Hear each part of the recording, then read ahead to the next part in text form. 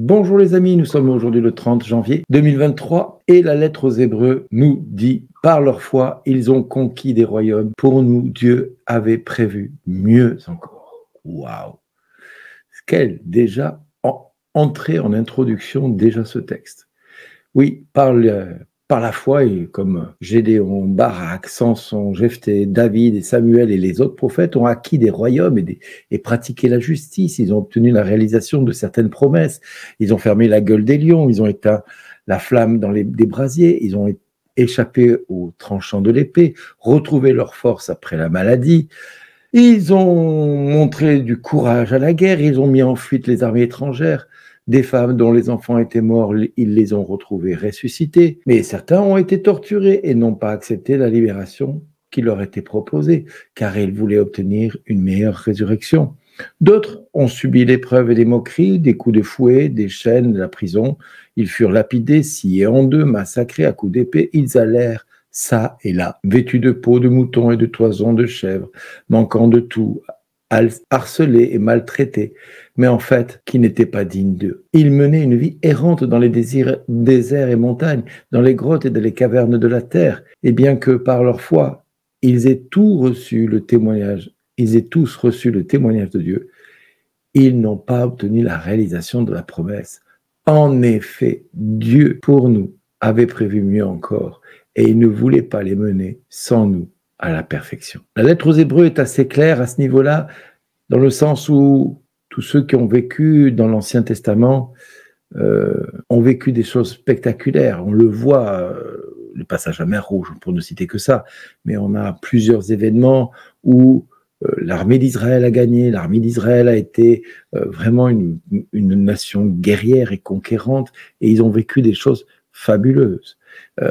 Ils ont vu des prodiges, et Gédéon a vu des prodiges, Barak, David, Samuel et les autres prophètes. Samson fut un grand homme également dans l'histoire d'Israël. Et pourtant, Dieu n'a pas jugé bon de les faire accéder à la promesse sans nous, parce que cette promesse, c'est la perfection à laquelle nous sommes tous conviés. Mais il y a une phrase qui m'a marqué dans ce texte. Mais en fait, c'est le monde qui n'était pas digne d'eux. Et j'ai envie que vous souligniez cette phrase-là dans votre maison. C'est-à-dire que le monde n'est pas digne de vous. Ça, c'est une conviction que j'ai dans mon cœur depuis longtemps. Beaucoup d'enfants de Dieu ne sont pas dignes. Le monde n'est pas digne de ces enfants de Dieu. Eux, ils pensent qu'ils ne sont pas dignes de ce monde. Mais c'est l'inverse. L'ennemi a réussi à renverser leurs pensées et ils ont pensé que toute leur vie était un long fleuve d'échecs et sans arrêt avec des contrariétés de toutes sortes. Et ils se voient toujours battus, toujours vaincus. Et oui, mon frère, ma sœur, tu n'es pas battu, tu n'es pas vaincu parce que Jésus a vaincu le monde. Et il a fait de toi quelqu'un de plus que vainqueur, nous dit la lettre aux Romains. Par le Christ, nous sommes plus que vainqueurs. Par celui qui nous a aimés, nous sommes plus que vainqueurs. Et le psaume nous le rappelle très fortement. Soyez forts, prenez courage, vous tous qui espérez le Seigneur. Oui, parce que si vous espérez le Seigneur, alors quelque chose qui vous semble impossible peut demain vous permettre d'accéder à cette vie de liberté, tout comme cet homme qui vivait sur les tombes en Galilée et chez les Généraséens plutôt. Et c'est vraiment quelque chose où cet homme, ils essaient de le contenir, ils essaient de le tenir, ils essaient de l'attacher avec des chaînes, des lanières, enfin bref, ils ont tout essayé. Eh bien, ils brisaient les chaînes, ils brisaient les fers. Personne ne pouvait le maîtriser tellement il était sous l'emprise du démon. Eh bien, dans nos vies, il y a des fois des personnes qui sont complètement esclaves d'un problème et on n'arrive pas à les libérer parce qu'ils sont complètement enchaînés et il faut arriver à les libérer de ces chaînes. Eh bien, c'est pour ça que Jésus est venu, pour délier les enchaînés, pour délivrer les hommes et les femmes qui sont habités par des puissances qui les dépassent. Et du reste, si vous discutez avec des personnes, ils vont vous dire des fois dans leur faiblesse, mais c'est plus fort que moi, je ne peux pas m'en empêcher. C'est terrible, j'arrive pas à faire autrement. Je vais essayer. Et tant qu'ils vous disent je vais essayer, vous pouvez être sûr, ils vont retomber. Et tant qu'ils disent c'est plus fort que moi, ils vont retomber. Parce qu'ils n'ont pas compris que l'ennemi utilise leur propre faiblesse contre eux. Et donc, s'ils veulent vraiment inverser la vapeur, il faut retourner les compliments à celui qui en est l'auteur, c'est-à-dire le diable. Et quand vous avez des grosses faiblesses, des grosses choses qui pèsent sur votre vie et que vous ne savez pas comment faire pour vous en sortir, alors il n'y a pas d'autre solution. Il faut renvoyer la balle ou leur renvoyer l'ascenseur à celui qui vous l'a envoyé.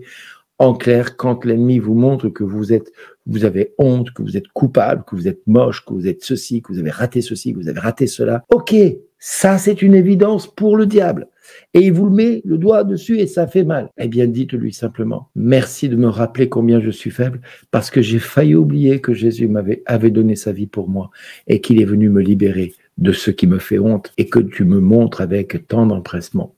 Voilà. Et là, vous allez commencer à renverser la vapeur parce que lui, vous envoie une petite fléchette pour que vous ayez honte, pour que vous vous culpabilisiez.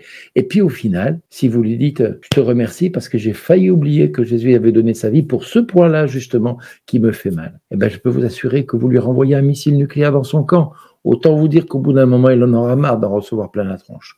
Dieu m'a enseigné pour justement faire un combat qui soit juste, un combat qui soit quelque chose de plus fort, de plus résistant à l'ennemi. Alors mes frères et sœurs, aujourd'hui, si tu as quelque chose qui est plus fort que toi, qui t'empêche de vivre, qui te pourrit la vie, renvoie-lui l'ascenseur à ce petit démon qui t'agace en permanence. Parce que c'est un tout petit démon, je vous le rassure. Hein? Sauf si vous avez dit oui au diable, mais je ne pense pas que vous soyez amusé à dire oui au diable, mais sinon c'est que d'un petit démon qui fait beaucoup de bruit, qui s'accroche à vous, qui vous empêche d'exister, qui vous empêche de vivre. Eh bien, dites-lui, dans le nom de Jésus, je te remercie de me montrer ma faiblesse, parce qu'elle m'a valu un si grand salut en Jésus-Christ, qui a donné sa vie pour moi, pour ce point-là. Merci Jésus de m'avoir libéré de ce point-là. Amen. Soyez bénis. Au revoir. Merci d'exister.